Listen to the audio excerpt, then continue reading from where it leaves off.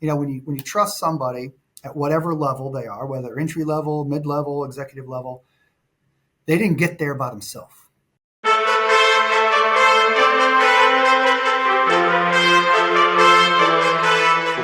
Welcome again to the Prime Mover Podcast, where we ignite the engine of your success in faith, family, finance, and fitness. Join us as we explore the power of being a prime mover in both your professional and personal life.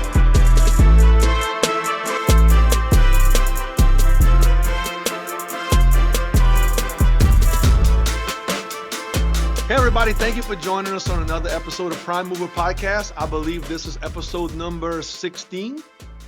Think so, somewhere's around in there. So we're starting to get rolling. We're getting a lot of traction. We're getting a lot of information or informative comments and feedback from people. We had somebody last week to say the show changed their life. Yeah. Up and coming business out of Houston. Just so happened to be in a power generation business, but the story goes way deeper. And because of this podcast, he is coming here next week to spend a couple of days with us. So just because of the show and the consistency, we're not monitoring views. If we can help one person, mission accomplished. So welcome to another episode of Prime Mover Podcast, where we ignite the engine of your success through things such as faith, family, finance, fitness, entrepreneurship. Prime Mover, we're in the generator business here, both from Gen X marketing and management, all the way down to Gen Gators. But Prime Mover has become a separate entity because we've used the word prime mover. While it may mean a whole different meaning in the power generation or engine space, what we feel like it means in the world today is: are you the type of person that is are you a starter? Are you a self-starter? Are you a self-motivated person? Are you a thermostat, not a thermometer? Are you the mover and the shaker? That's what prime mover means to us. And so today I have just that guy who represents that on with us, Mr. Justin Slaughter, who is with Nixon Power and Task Bridge. From the moment I met this guy, he reached out to me via LinkedIn, and we'll go down the show and I'll tell you a little bit about how important LinkedIn relationships are. But he pursued me, and that's what prime movers do. They get the ball rolling, they show up first, and maybe they finish last, but they get the job done and they get the energy moving. And so thank you for joining us, Justin. Glad you're here on Prime Mover Podcast. Well, I don't know about you guys, but that's the best intro I've ever had. I'm gonna take notes and give that to my kids and say, when you describe your dad to your friends, I want you to read this verbatim. That's right. I'm a prime mover, baby. That's it, right? But in all seriousness, thanks to Travis, thanks to Nick, thanks for having me on the Prime Mover Podcast. I've only been on a couple podcasts, but I can say not any I've been involved with, I've been this excited. I know you're growing your audience. You got a lot of different topics that you cover, but something like this for me 20 years ago to be able to absorb would have been transformational, right? And so I know we're going to talk about things to do for up and comers in the power gen business or any business in general, but this is a great place to start, right? It's all about growing your network. So 5-second intro for me. My name's Justin. I'm married. I have 4 amazing kids, amazing some of the time. Grew up in Texas, mainly in the Dallas-Fort Worth area. I worked professionally for Cummins, the generator distributor in the power gen business for 17 years there in the Dallas area. And then I can't believe it's been 9 years, but 9 years ago, I had the opportunity to move to Nashville, change brand affiliation from Cummins to Kohler through the Nixon distributor, which is a Kohler distributor. And we've been, trying to move and shake ever since. So again, happy to join you guys on the podcast and really support y'all's message for sure.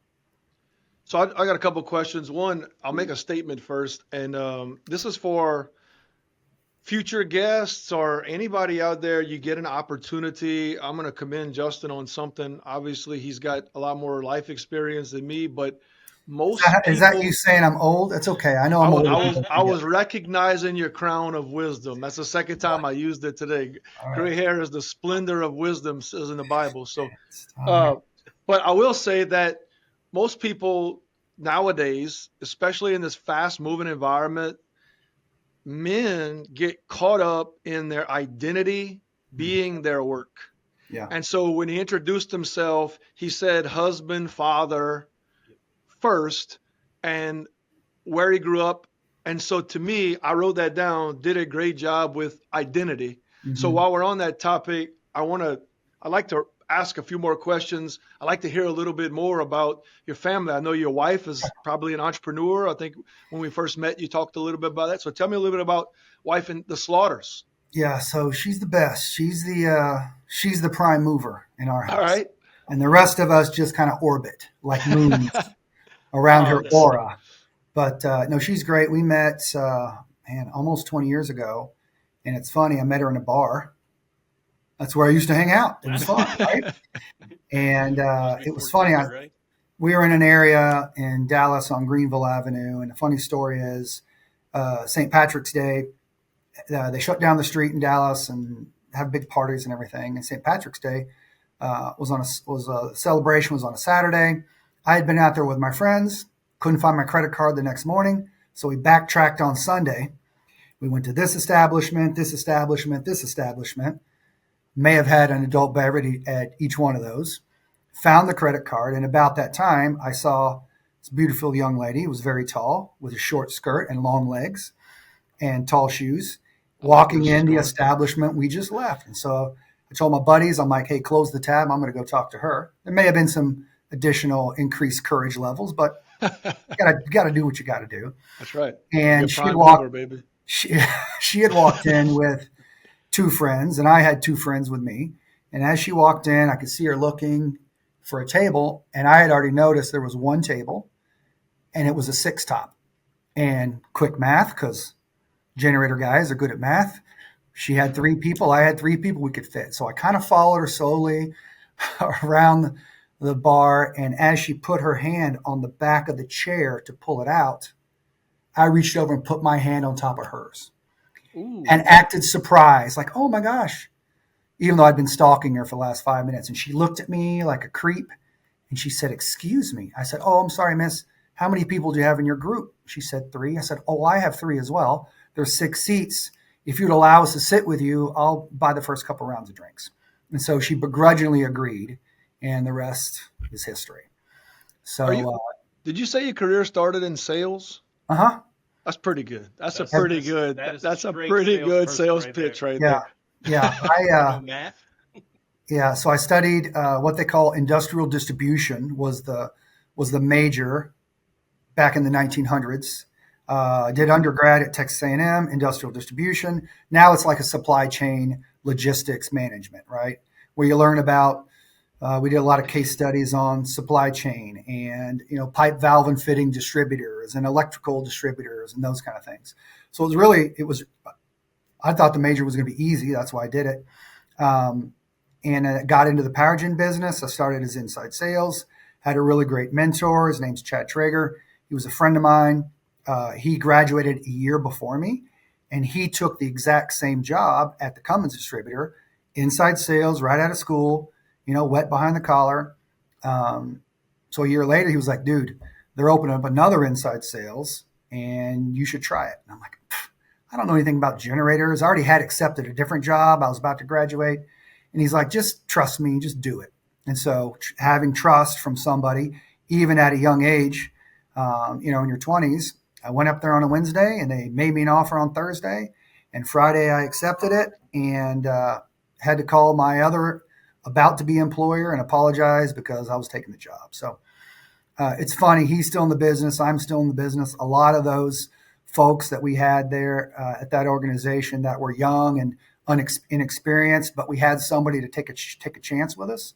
That camaraderie and that bond, brotherly bond, we're all still in the business. Some are with Cat, some are with Cummins, some are with Kohler, all over the place. But having somebody you trust just to give you a little bit of advice, even if it's one of your dumb friends from college who happen to be turn into a great mentor and a great business leader. It's funny where you can get inspiration and advice if you just put yourself in the right circles or the right scenario to be able to hear that advice. And your mindset has to be right to be able to listen.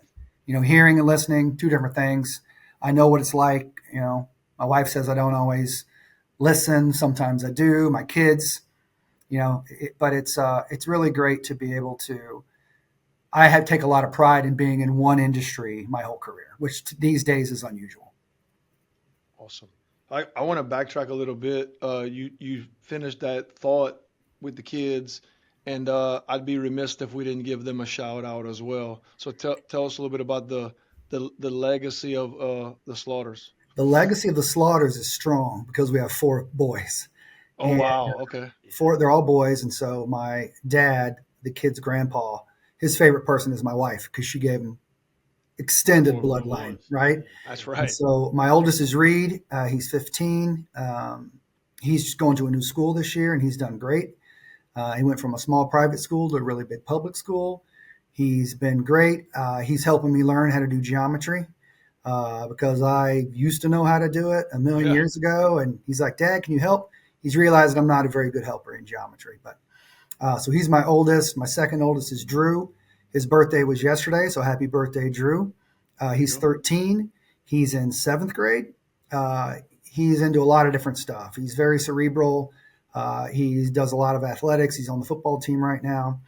Um, my number three boy is Lane. We call him Hurricane Lane. He's got this long flowing mane, and he's a wild man. He's into everything. And How then old is he? he'll be 11 in next month. Yeah, a lot of That's good. similarities. I have a 10-year-old named Lane as well. So, Yeah, exactly. It's a good name. yeah. And then the baby, who's not a baby anymore, he just turned 9, is Evan.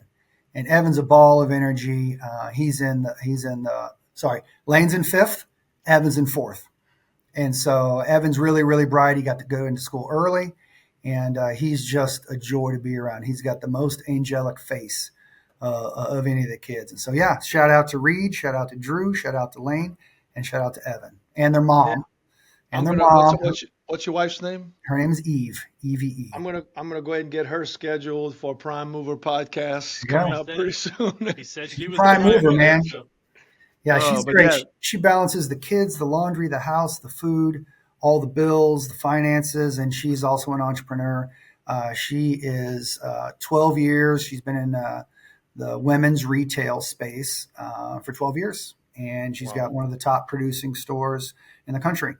And all of Absolutely. that while balancing my travel schedule and practice and school and the house and everything else. So yeah, I've outkicked my coverage in a lot of ways for sure. I'm very fortunate. So yeah, and you guys live in Nashville, right? Just south of Uh, Nashville, suburbs, a little bit out in the country. segue into that. Justin and I, well, Nick and I had an opportunity to fly up to Nashville and meet with Justin about some business stuff. And the guy's got the most beautiful office I've been yes, in a long yes. time. But Nashville's a great place, man. It's probably one of my favorite cities or suburbs to visit. Love the place. So I could assume that, building a thriving family in that area is Yeah, a lot easier than in some places. So congratulations on what sounds like an amazing family. I wasn't kidding. Maybe we could do an episode with your wife because my wife's in the retail space, women's retail space as well. A lot of it's great. similarities. So Yeah. I do want to ask, let's dive into a little bit about Nixon Power. Hmm. Um, so what we do here at Gen Gators for the audience is we're what's called a resi dealer, residential. We have limitations to 150 kW with Kohler. Maybe it's 125, somewhere around in there.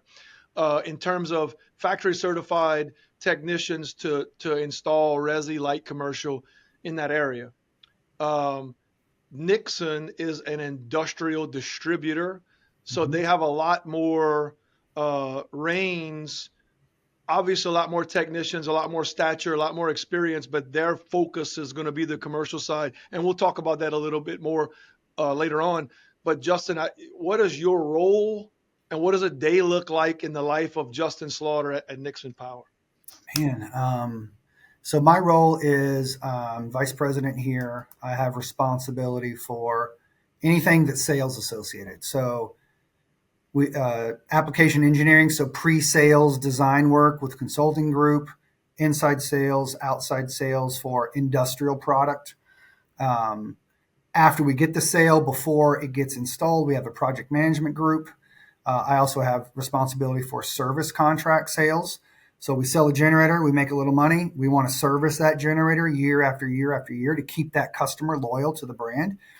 We have a rental department here. We have about 60 pieces of rental generators, on trailers, and we can move them around. I also have a resi business. So our resi business is different from Gen Gators. We're a resi wholesaler. So we basically sell resi boxes. We don't do installation. We don't do a lot of residential service, but we partner with folks like Gen Gators. And if they need XYZ residential gensets, they can come get them from us. They can get them from Kohler. And so we're a supplier from that standpoint. But yeah, Nixon's been around since 1914. And we have about 350 employees. Almost half of those are service techs, which is the lifeblood. You guys know it's the lifeblood of a sales and service organization, because if you take care of that product, it'll last 25 years easy. And the technicians are the face of the organization. So I have everything related to sales, and I have a counterpart here who takes care of the aftermarket branches, the warehouses, the service techs, the trucks, the fleet, those kind of things. And so, yeah, that's what it is. I had the ability. One of the things that helped bring me to Nashville was the ability to obtain some equity in the organization. So that's been great. And that was one of the big influencers of me moving the family. At the time, my youngest, Evan, was like 3 months old. But you said it earlier, Travis. Nashville's a great place. The taxes are friendly for entrepreneurs. The weather's great. And people have just been moving here in droves from all over the place. We have we have almost $600 million of generators sold in a backlog that we're waiting to deliver. So lead times are so great. We get a purchase order. The industrial equipment lead times now are 6 months, 12 months, 18 months, whatever they are. And so the order intake has been really fantastic, and it's been on an upward trajectory for, I don't know, 6 or 7 years. I got goosebumps because I want to get into that side, but I want to wrap up a few things. Yeah, Most importantly, with Nixon. So Nixon's privately owned company. that's correct. Number of states, like kind of explain you guys as a region, our Yeah. footprint. Yeah, so we have all or portions of 14 states. When I got here, we had about five. And so our manufacturing partner, Kohler, who we are exclusive to, we have rights for industrial product sales, industrial product service, parts, and warranty. Again, this is on the industrial side, not on the resi, for those 14 states. And so when I got here, we started with about five. We started growing. We started doing everything right. Kohler takes a lot of time and effort to put into their scorecard. Here's your expectations. Here's your strategic plan. And we changed some stuff, and we started getting really high marks, and the numbers started to look good. And there were other distributors, different privately held distributors across North America that were struggling. And I'd like to say we earned the trust of Kohler, and we earned the opportunity for them to change the responsible parties. And they said, okay, sorry, distributor X, you're not cutting it, you're out. Nixon, you're in. And so we were able to do that on multiple occasions over the last 4 or 5 years. And then last year, we like the business so much, and the business has been good. We want to reinvest that. And so we did an acquisition of our neighboring Kohler distributor to the south, which was formerly RP Power. And so we picked up 4 more states: Louisiana, Mississippi, Arkansas, and Oklahoma. So we have 14 states. We go as far north as Missouri, St. Louis. We go all the way east to North Carolina, down the coast. We don't have Florida, all the way through the Gulf Coast.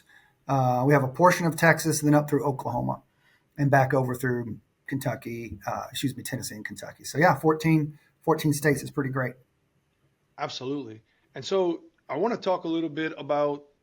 So, my next question was going to be about the acquisition of RP. I wrote, you answered most of what I said, but I want to circle back to something.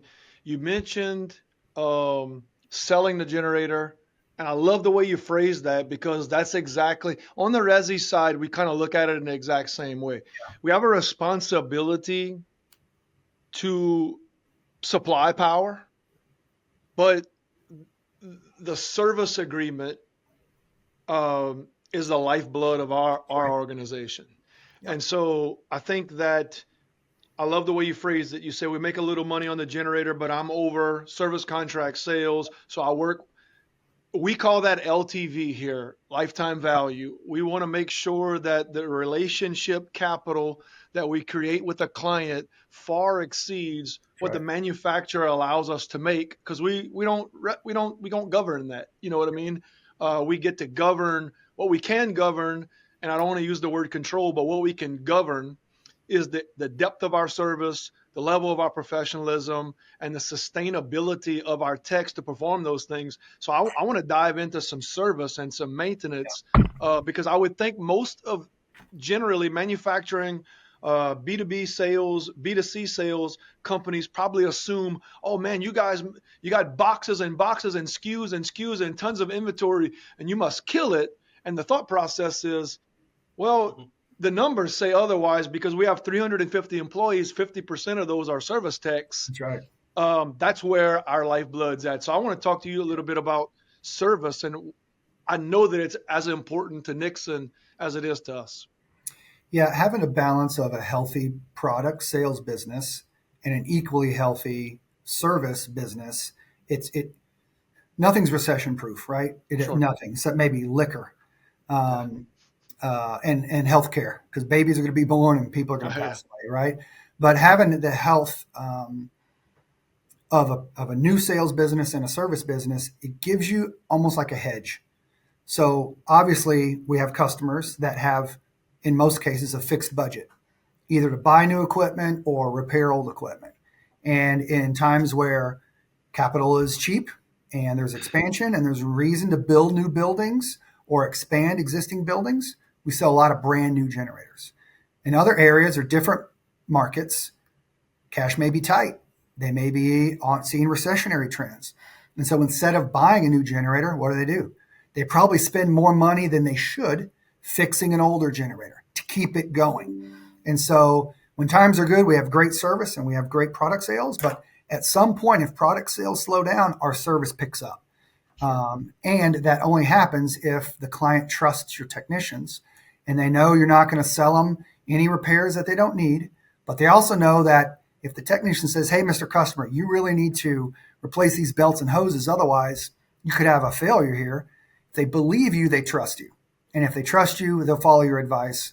And the longer you have that customer and the longer they have a positive relationship with your technician or the folks in the office that are scheduling, it just makes it that much of a real relationship where they know they're going to get goods and services for you for a fair price. And quite frankly, we know they're going to stay our customer.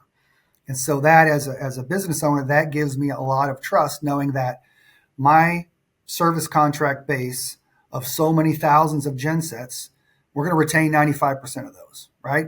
And then I can plan and say, I need to expand to here. Hey, if we have 95% retention on our service contracts in these 5 states, we just bought these 4, it was very expensive. Now we can go down there, get some more gens, get some more service, and maintain those service contracts. So it's all about providing security and longevity to our team members, to our employees. And if we're really good, growing the business enough to be able to put some of those folks in a position to move up within the organization. And so those are the things that I really focus on when you talk about balancing product versus service. Um, if there was some catastrophe, a fire at the manufacturing plant, and we couldn't get any new product, we're going to be okay because we Yeah. have that service base. Sure. Something like that. If there was critical failures, the service business is so important. And quite frankly, our ability to service that equipment allows those customers, whatever business industry they're in, to keep their doors open. Sure. One thing to me that I wrote down.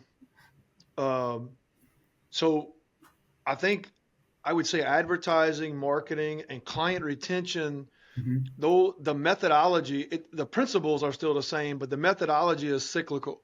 And so we're going through a time right now where the last 2 or 3 years have lent itself to, man, the digital space has been the way to advertise and to get leads and to get clients, leveraging the internet, leveraging tools like podcasts, and that's not why we do it. But obviously you could Google search 100 podcasts for your niche that's going to help you get leads. Mm-hmm. What I heard you say was, or what I interpreted was, to me, the service contract and the ability to sustain it is how you build brand evangelism. And Absolutely. so while we're in a economic climate where the cost of a digital lead, even over the last 18 months, has like tripled, um, what has never changed is back whenever generators or air conditioning units or cars or tractors Mm-hmm. first came about was referrals. Mm-hmm. So the absolute, positively, undoubtedly, undisputed heavyweight champion of the lead world is a referral. Yeah. Well, there's a reason why your company's not called Kohler of Tennessee, Kohler of Oklahoma, and we're Yeah. not called Kohler of Louisiana, because I don't make the generator. And That's so right. trying to explain this to a disgruntled client or maybe a happy client, I don't make the generator. I represent this manufacturer. But Mm-hmm. what I can govern and control is I'm going to have you as a brand evangelist for life. And I'm not knocking Kohler because they all do it, but I think manufacturers sometimes forget in the wash that the service contract is maintaining the brand evangelism, because you know as well as I know that little money that we make on selling the unit, we're still going to take a bullet for the manufacturer Absolutely. well after it ships from the factory. So I want you to talk a little bit about using service contracts and how do you guys communicate that through your techs to build brand evangelism over an elongated period of time. Yeah, there's three brands really at play here. The individual person's brand, your brand, my brand, most importantly, the tech's brand. Did the tech show up on time? Is his truck clean? Does he have his uniform pressed? Yes, sir, no, ma'am, all those things. That's the number one, first, most important brand. When someone's interacting with a customer or a potential customer, whether that's a new generator customer, a service customer, that's the first thing they remember, because people buy from people they like or trust. No, like and trust. So I think that's important. So that's one brand. The next brand is, in my case, the Nixon brand. That's our company. That's how we treat our employees. That's word on the street. It's word of mouth marketing. It can be good. Hey, sometimes we mess up and we take a little bit of a hit, right? And then the third brand, of course, is our OEM partner, which is Kohler. And so I think each three of those brands are equally important. Sometimes it shifts. If you're in front of a broken piece of equipment at a hospital and you're the tech, that's the main thing that they care about. If you're trying to come up with some new product, or you need a very special modification of a new piece of equipment, maybe that's Kohler brand because they're helping us design a better mousetrap. But I think that branding is important, and there's ways that all three brands can flourish together. Absolutely. Right? So we sell a gen set, Kohler makes a little money. We sell it to the client, we make a little money. When it's time to service a piece of equipment, obviously our technician goes out there and does that the other, but Kohler loves to sell parts. If we can use Kohler OEM parts, now they're sharing in that residual return. Every year we make a little more money, a little more money, a little more money, and it's almost like an annuity.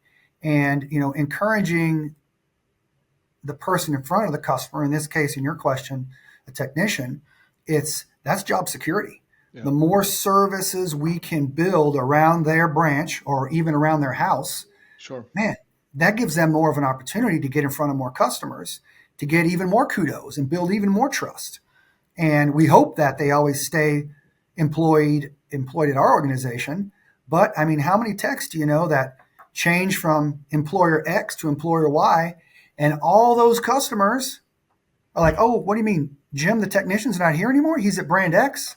I got to cancel my contract with you guys because I'm following him, because they trust him and he knows their business and he knows what is important to them and he knows the procedures. And so from a technician standpoint, their brand is important, and they are growing their brand by promoting service contracts, etc. Sure. So I hope that answered your question. Yeah, 100%. I'm going to jump into that in a second, but I'm going to let Nick. Yeah, I just want to jump on the whole from branding and marketing.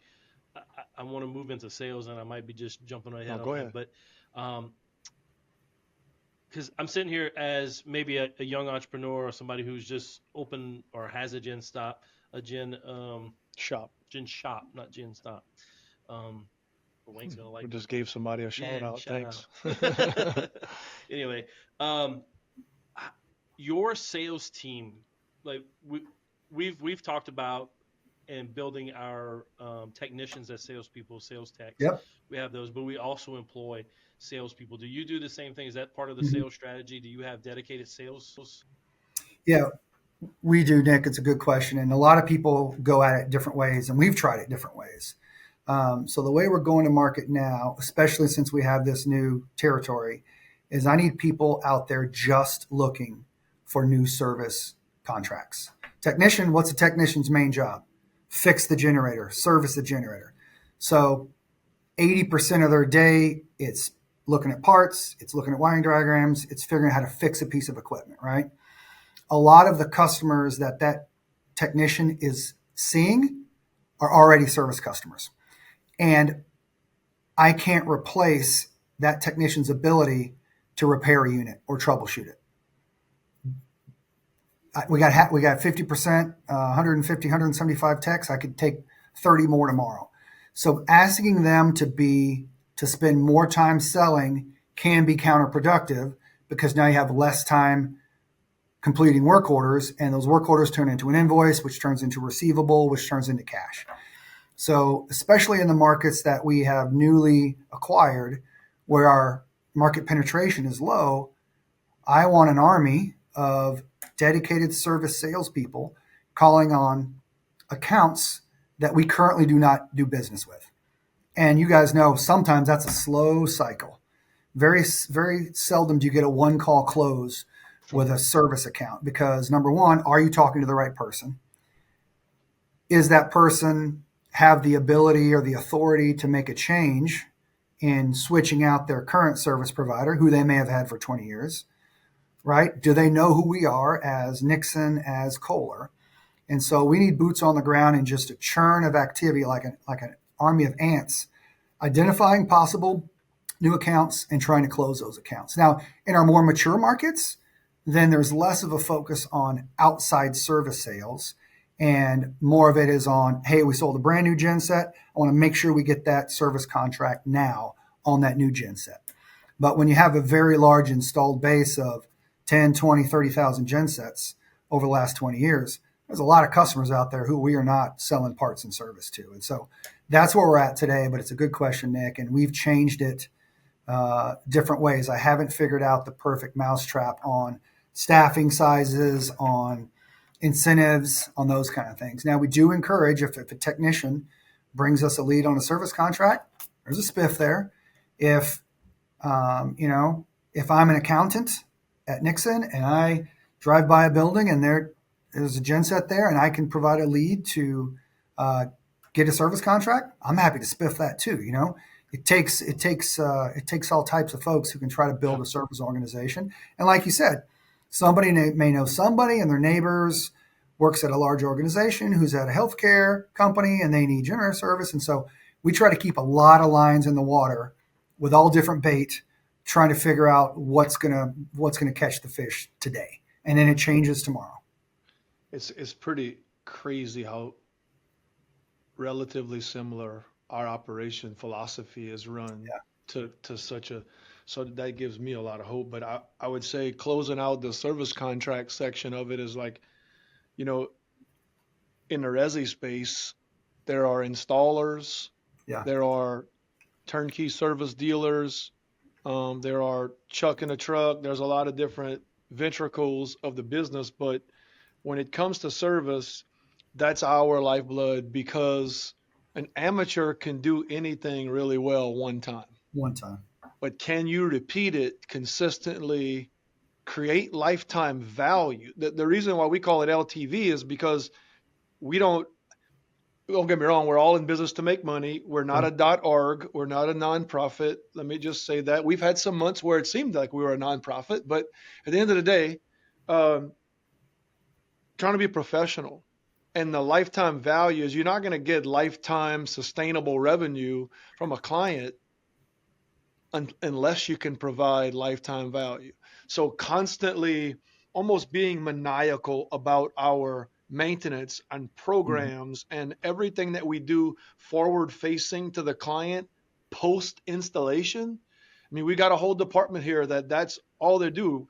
We have a client experience manager who makes sure that from the get to the got that the client's experience is 5 star. And if it's Yeah. not, where can we edify and elevate? Maybe it's an education problem.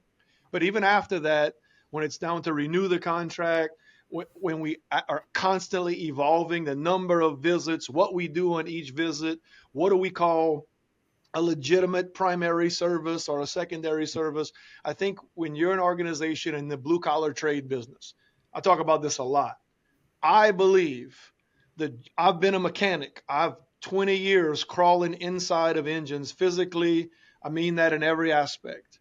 Um, I believe that the quintessential job in the blue collar trades is the power gen technician Yeah. because of the amount of hats you have to wear and the required skill set from engine to rotor, stator, controller, foundation, fuel source, exhaust, intake, NEC code. We're still a fossil fuel operated business. So, guess what? About 49% of the country thinks we're crazy.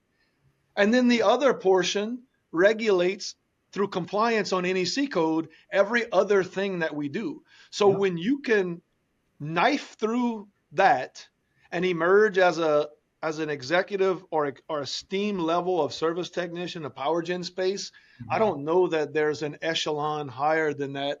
And I think we've been able to build that into our technicians through culture, and I love that you guys do it because what you've been talking about is brand synergy. And That's right. so, from the personal brand of the technician to the sales team to the fulfillment team to the manufacturer to the business itself, that brand synergy has to be on point. And that's what led us to Kohler. And so, I'm going to ask you that next is um, we're going to have Vicky Marr, which is residential sales manager for Kohler, or executive vice president of marketing on the Resi side on the podcast soon. And I've talked to her about it is why Kohler? Well, for us, what led us there is the brand synergy. When I toured the facility, met the staff, looked at the product, distribution, warranty, there's so many things that goes into selecting a brand partner. But you know what? I don't care how good the generator's built. I don't care how great the distribution is or the inventory or the pricing. We got to speak the same language. And that's one thing. I'm not going to say Kohler's never made a mistake because neither have we. But when we leave out of the door, I believe there is a distinct difference in having Kohler on your shirt and truck and sign than many other brands. I know some have seemingly done a better job by color and logo of branding, but that doesn't mean integral that it's as Right. quality as what we've experienced with Kohler. We've installed hundreds, maybe thousands now, and we service hundreds and thousands. And when I get on the phone with Kohler, good, bad, or ugly, we're speaking the same language. Yeah. And that's moved the ball down the field for us exponentially. And it's going against the grain. So Mhm. talk a little bit about why Kohler for you and for the brand. Yeah. So my experience is limited. I've only had two manufacturers partners, and I was very happy with both of them. Mm-hmm. One very large publicly traded organization, Cummins, and then more recently Kohler. And so Nixon became an exclusive Kohler distributor in the 1960s, which was before I was born. And so when I was considering coming to Nixon and being a Kohler partner, there was a lot of questions that I asked because I was very comfortable with Cummins, very highly regarded engine manufacturer, power gen business is great. And I asked the owner of Nixon, my boss, Ron, I said, tell me about the relationship. And he said, it would be different than the one you have. I said, different how? He said, well, your relationships with the higher ups within the organization will be more personal because it's a smaller company. And he said, the amount of oversight that you get from Kohler, if you are a top performer, will be less. The amount of input they want on how you're becoming a high performer will be more. And so one's not better, one's not worse. It was just different. And I was at a time in my life where when I joined Nixon, we had big plans, and Nixon was, we did 100 million in revenue in 2014 for the entire company, and that was a big deal. We were the largest Kohler distributor, and we said we want to blow the doors off this thing. And so Kohler is very receptive. They can make decisions relatively fast for an OEM compared to the big public guys. They're able to roll out product changes. Again, most of my experience is on the industrial side.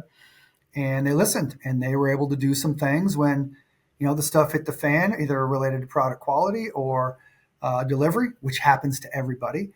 We put some engines on some C-130s. We flew them over here from France. We did it on 30 units. And Kohler said, yeah, we'll pay for it because it's what the commitment we made to the client, right? And that helped us retain that client's business for another 2, 3, 4, 5 years. And again, it goes back to what you said. It's the relationships. The relationship that we have, boots on the ground with our direct customer in our territory is important. The relationship that we as Gen Gators or at Nixon have with our buying partners, the finance company, the banking, that. But the OEM relationship that they have in the market is also super important, right? And all three of those things, if you have one that's lagging, boots on the ground, distributor, manufacturer, the other two can suffer. So trying to find the perfect triangle, 3 legs of the stool where all three are growing and supporting each other at the same time is rare. And I've been very happy with the last 9 years with Kohler, right? We have, as their largest customer in the world, yes, I get probably a little more exposure than others. But they have higher expectations of me as well. Hey, I want you to do this inventory. I want you to sell more parts. I want you to stock this. You think you could hire this, try this new market thing, right? And I'm like, okay, let's try it. And not everything we do works, but the majority of the stuff we do together when we're aligned works pretty damn well. And so I've been extremely happy with the Kohler partnership. It's a relationship, but primarily it's a partnership. Sure. And as they grow, we grow, and as we grow, they grow. So I got two thumbs up. That's super hard, and that's super hard. Even in our space, we marketing to consumer. You guys are marketing B2B, but at the end of the day, it's a human being making the decision. That's right. Some people, it's their personal money. Some people, it's their company's money. And if you're dealing with the right person, it's intertwined. And so it's hard to explain how well and important our relationship with Kohler is when you have a person trying to make a decision for standby power on their, 2,000 square foot brick home. Yeah. Because at the end of the day, if you know anything at all about manufacturing, I can name every brand: Cummins, Cat, Generac, Kohler. I mean, you name it, all the way down to Champion, to Briggs and Stratton, whatever. Manufacturing is manufacturing. Most manufacturing plants are regulated ISO 9001. You can't just create a product as integral as a generator and just be making these things and mass distributing them out of the backyard. They've been tested through the rigors. They have hundreds, maybe thousands of people involved in manufacturers. It's a global effort to put together one unit that gets delivered to a zip code somewhere and who knows where. So I can't sit here and say one brand just completely sucks. But also in regards to manufacturing, but what I can say is as the buyer, you're really thinking about it wrong. There's a reason why your selected dealer chose to partner with this OEM. That's right. And it has way more to do with the intangibles than the actual tangibles, because it allows me to deliver the absolute best customer service because my OEM has got my back. Yeah. I don't care how good the unit is. If they're going to throw me under the bus during a failure, I have no control over what service is being delivered to my client. And so that was a great, formidable executive way to explain how important your OEM brand partner is. It's everything to us. Don't get me wrong. If Kohler comes and says, "Hey, you guys, you can't sell Kohler anymore," we're not out of business because we're a power generation Yeah. company. But it does change the methodology Sure. a tad, and we shift, pivot, and change our go-to-market strategy. But it's nice to know that your brand partner removes a lot of the bureaucracy and red tape, and that you do have, we call it the red phone. If we have a problem, we can call the red phone. If you're somebody watching the podcast now and you're trying to decide why Kohler, I can put it side by side with another manufacturer's unit. I can walk out of the room and you could probably tell me from a visual aesthetics perspective why Kohler, but I can answer you on a different level why Kohler for us. And so I love to know that while it's managed and owned and operated like two different companies, Resi and the relationship and industrial and the relationship is very similar to what we have and what we covet here. So Yeah. Yeah. And Kohler's invested a lot in some of my people, yeah, not my people, the company's people, right? sure. And I can say, hey, I've got this up and comer, so and so. I'd like to send them up there. Can you give them this? Oh, absolutely. And they do the same. Hey, can you talk to this guy? We're thinking about moving to this. And so there's a lot of, when you trust somebody at whatever level they are, whether entry level, mid level, executive level, they didn't get there by themselves. They got there with a lot of hands on their shoulders, a lot of people open up doors, a lot of people picking them up by their bootstraps and sometimes kicking them in the backside, right? Mm-hmm. And so that, I don't want if you want to call it mentorship or being in the right place at the right time. But Kohler takes a lot of time and effort that they could give to other folks, and they give it to some folks on my team, including me. Yep. And that's I think rare. I think that's unusual. I agree. And unusual in a good way. I agree. And I want to move into industry evolution. But the Mhm. last thing I wanted to ask, I wrote down is for us, again, I'll preface it by saying this is what works for us on the Resi side. Um, as we've become, I think Kohler recognized us as a progressive thinking dealer. That's right. Side note, that's not political beliefs. I'm just saying that we're progressing. Disclaimer across That's the right, screen. disclaimer. Put Yeah. that up there. What we're saying we're progressive about is advancing and edifying the industry through the lens of the technician. So when we go out and install these Resi units, obviously our technicians come back and say, well, man, if this grommet would be located here and it would, so we write that down. And then our service techs do service and repair, which we call it triage because we approach repair from an ambulatory perspective. When our triage techs make repairs, they come back and see similarities. Last time we had a failure on this, it was X. And so they give us the feedback. Same thing with the maintenance tech. If the drain plug was here and this was here and I could remove this panel, it would really change the game. What Kohler's done a great job was listen. And they've allowed us through NDA to get on the Resi design team to give our input in what's going to evolve the mousetrap. Mhm. And so that to me is priceless in our relationship. So I wanted to ask you guys, do you get the insight on what's coming out because you guys are pushing so much product? Do you get to be involved in design, stuff like that? I'd say to an extent. Yeah. When you're trying to design a V20 engine that's 4,000 horsepower, Yeah. and it's the levels, and not that I'm minimizing the design of a Resi unit because that's complicated No, itself. 100%. But any tiny change in the overall design of that large of an engine, which is what we sell a lot of, can be problematic.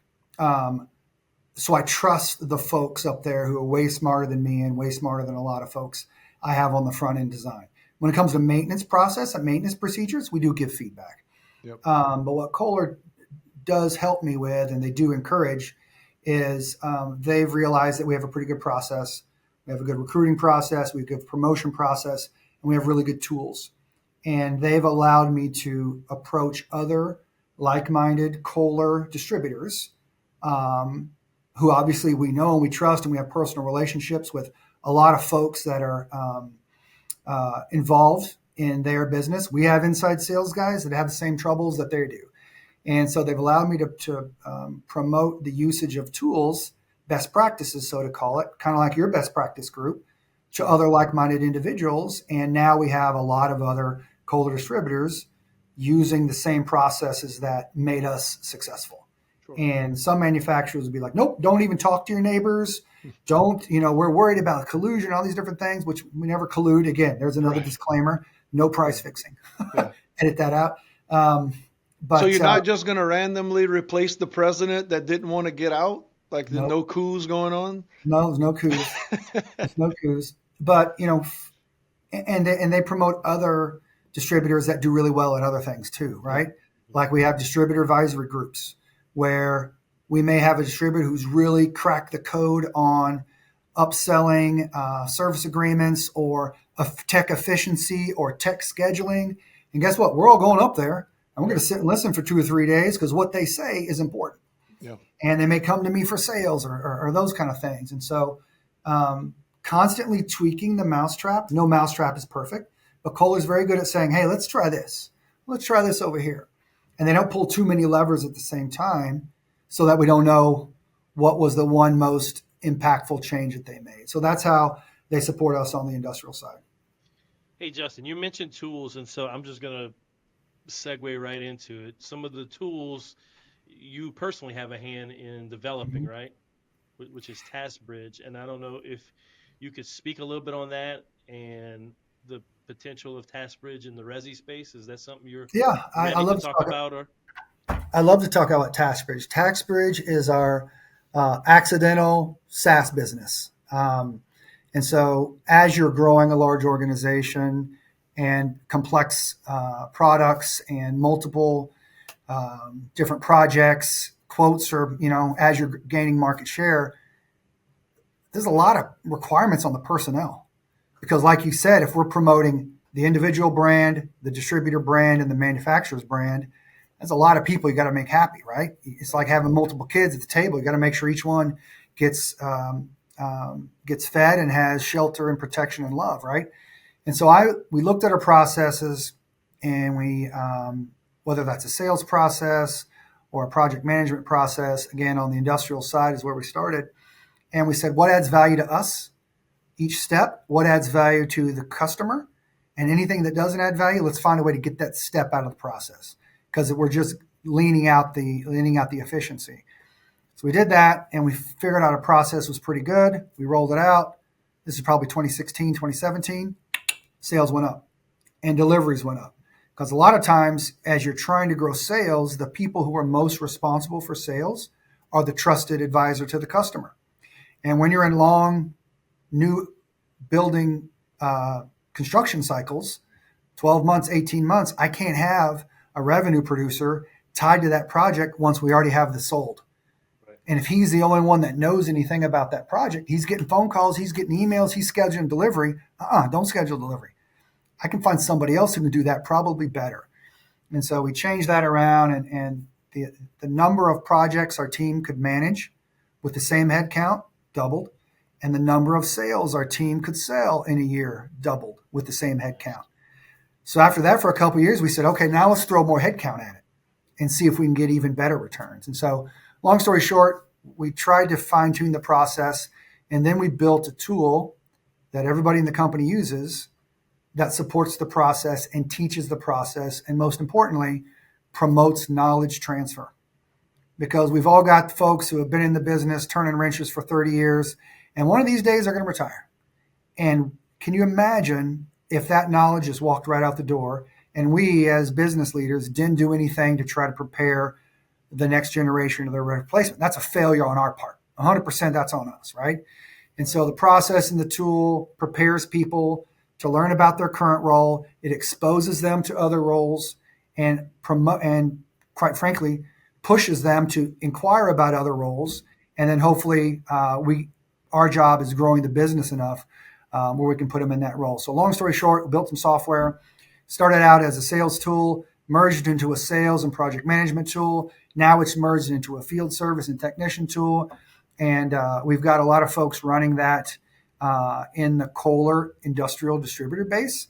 I think we did $1.25 billion in sales through the tool last year with the 6 distributors who are using it. And now, well, with some assistance from you guys, we're trying to take our residential dealer version of that to the resi dealer market to Kohler distributors. So the tool helps you walk the customer's location, helps you figure out the right pipe runs. It helps to figure out the right size of the gen set, helps you give them a quote right there on site. You guys are the marketing wizards, so we're going to figure that out on the front end. Then it helps you order the right piece of equipment, get it out of your inventory, get it to the customer, invoice it, schedule the technician for startup, schedule the technician for repair, all while giving the customer a lot more access to their information through a portal versus having to call somebody and say, hey, can you send me my load bank report? Hey, can you send me this? And so we've got a couple folks using it right now. We're hoping to partner with Gen Gators as well as together bring it to the market to hopefully really revolutionize and change the resi dealers business. To allow those, like you said, Travis, who want to grow, who want to take some risk, calculated risk, who've got the ability to invest in their business and expect a really high return and a quick return on every dollar of investment. Those are the kind of folks we're looking to partner with. We're a little selective, but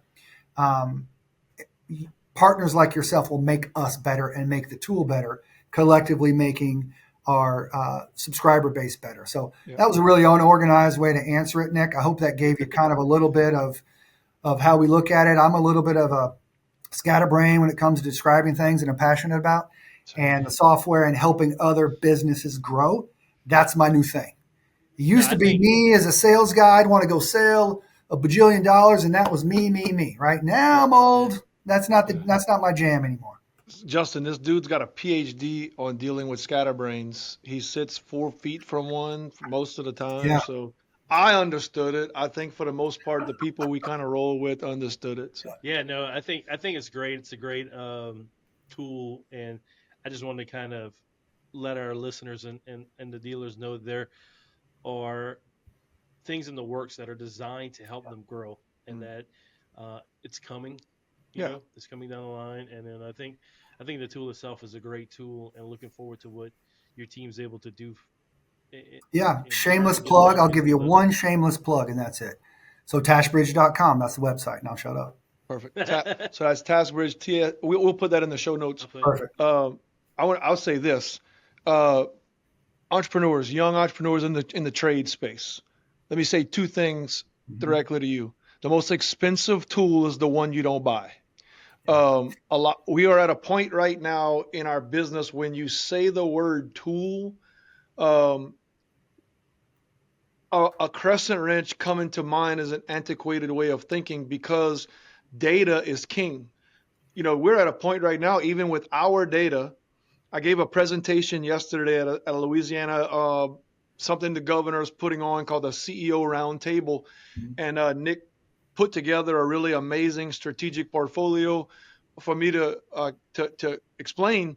And probably the most pivotal thing that I said out of all my slides that got the other entrepreneurs energized was our data on our avatar buyer. I mean, all it doesn't do now is tell us the person's name, but I would be willing to bet that in a short period of time, it'll be able to tell us that we have a higher success rate marketing to people named Justin than Tom.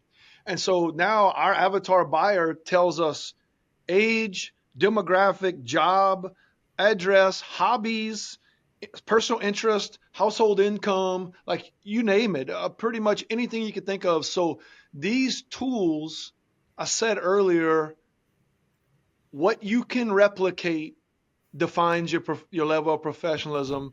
And when you have data and a digital tool that can allow you to be repetitious, it's immeasurable. We have a saying here that if you can't train your job to someone else, you don't know it well enough.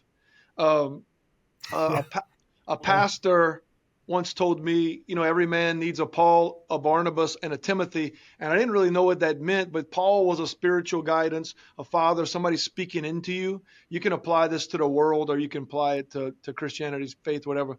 And then a Barnabas is somebody who is like an anvil for you, where I can beat my life out on this person and they're never going to move. They're just going to take it for me. But the Timothy was the cementing factor. When you begin to teach, there's expectations that comes with that.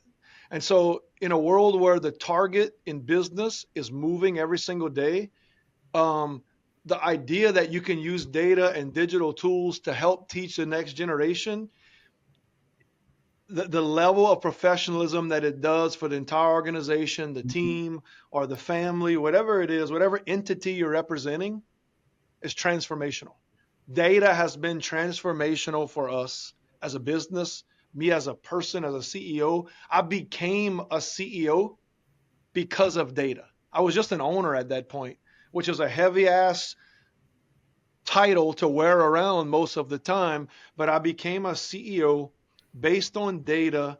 And the only reason we're not a TaskBridge client today is not because we don't believe in the tool. It's because we put in service tools here that we got buy-in from our entire staff. We completed training. Everybody was on board. This is the greatest thing since sliced bread. And here come Travis and Nick back from a visit to Justin saying, well, guys, We got better bread now. we found something better. So we're just going through a little incubation period, but I've seen the tool. TaskBridge is revolutionary. I believe it's going to continue to grow. And so if you're a dealer, resi, industrial, a combination of the two, Kohler, depending on what your brand affiliation is, check out TaskBridge. It's worth the demo. These guys really have figured out. I believe if anything is built for generator guys, by generator guys, you should check it out. Yeah. Hey, Justin, real quick. It just sparked a little thought in my head. TaskBridge right now is strictly, are you offering it Kohler dealers only? That's right. Yep. I just want to kind of put that caveat. So if you're a Kohler dealer, man, look into check this them out. product. I want to go into the last part, industry evolution.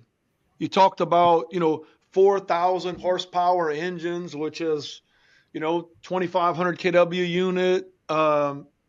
People are like 2,500 kW, 3,000 kW. I said the word data. The only thing I didn't say was center. Yeah. And AI, Amazon, Apple, all of these places, Elon, there's so many industries and people using data to drive the economy forward. They can't afford to be down without power. So what percentage is that industry moving you guys forward in terms of data, AI, digital, stuff like that? Yeah, so it's a good question. It's something that I think about a lot. I'd say probably 35 to 40% of every dollar we sell is related to a data center. And that could be cloud computing. It could be co-location. It could be directly for an end user. A lot of it's AI stuff.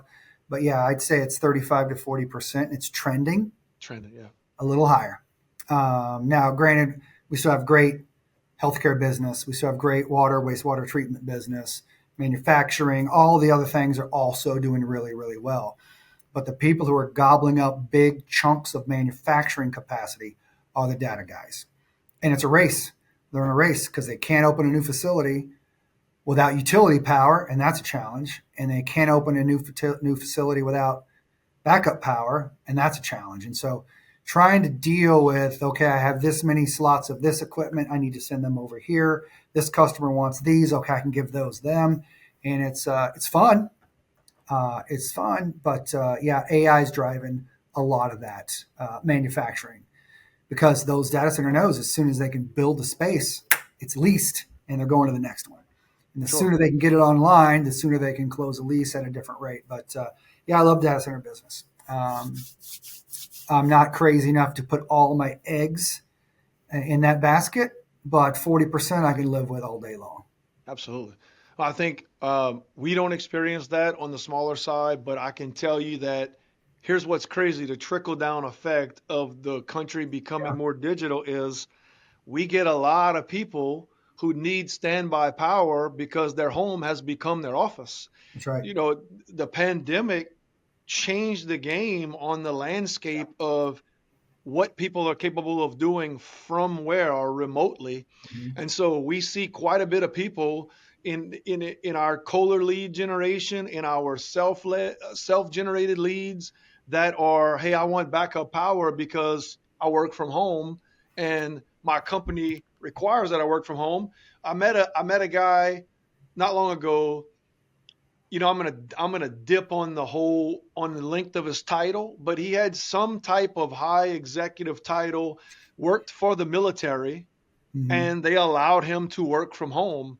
And so I thought that was amazing, just because if the federal government's acknowledging it, it's a democracy. In case anybody, I think it still is today, maybe not in a couple months, but it's still a democracy. So the idea that the federal government's allowing it. We allow working from home as long as the production and sustainability allows it. So that the evolution of data centers is changing everything. Medical centers are growing because they have access to data. Yeah. So data centers are driving a lot of the power generation industry growth. But regards to trending, I don't know many other industries besides, I don't know, the evolution of the electric car or home building that has such a steady uh, growth rate going Yeah. forward, other than standby power. It's wild, and we've seen it. We've seen other things, not at this scale. We Yep. saw Y2K. That was my first year in the generator business. What a great year to start as a sales guy. I mean, come on. Yeah. And Yeah. then dot coms, right? Dot coms, everybody was building this, everybody was building that. We saw that flatten quickly. And then we saw the big housing market recession in, 2008, 2007, 2008. I think this one's got legs. And I hope that's not famous last words of a fool, but just the consumption of data. I mean, we all are walking around with a supercomputer Sure. in our pocket. And think of the data that goes through everyone's phones, right? So the from that standpoint, everyone's so focused on AI and other things. Um, and the chips that are in the servers and the racks that are burning up, they use so much heat, they need so much cooling, they need so much backup power, and I think we've got several years of a big data center push ahead of us for sure. So, so yeah, Justin, great insight on data centers, uh, revenue ventricles, and I think that's kind of where I want to pick up on our next episode. So if you are interested in the power gen business, the state of the industry, Kohler, um, the new technology coming out in the power gen business, both resi and commercial, we're going to dive into that into the next episode. But I can't wait to get this one out, man. There's so much. I don't know that we did it. Have we done an episode that there's so much technicality packed into 1 hour, but it started off great and it progressively got better. And so I thank you for joining us on this episode. We'll get you another link to get this second one going. Any closing remarks you got? Yeah. It was fun. I get asked to do a lot of these, and I try to be pretty selective because obviously I want to make sure that whatever the communication, the topic is impactful to certain people. And because this is focused on folks in the generator Yeah. business, yeah, that's me. It's like I wish I Same. had this 20 years ago. But so I really, really appreciate both you guys having me on. Can I give you my unsolicited book recommendation? Hey, 100%. Absolutely. Shoot it out. So this is a different one, and it's something I read. It's something I read a long time ago when I was in business school, and it was to read a book that's not very it's not very related to your industry or an industry you'd probably ever be in. To start thinking a different mindset when you're trying to come up with entrepreneurial avenues, and it's called "The Fortune at the Bottom of the Pyramid." And I don't want to tease it anymore, but you'll look at it and you'll read the back of the jacket and you're like, well, this doesn't apply to me. It does because it applies to your mindset. So there's a challenge to any of the guys, viewers out there.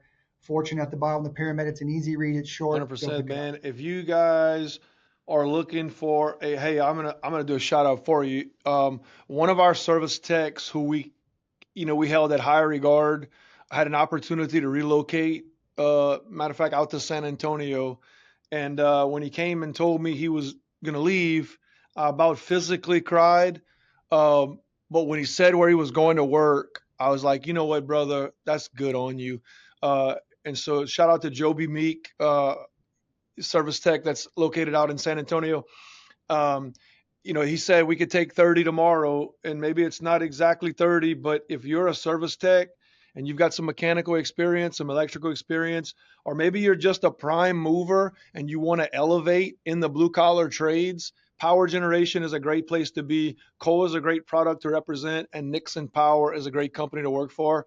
If you're located in South Louisiana, I'm going to say Jen Gators is up on that list. But if you're located in 14 states, go to Nixon Power or Nixon.com. You can Google it. They'll come up first.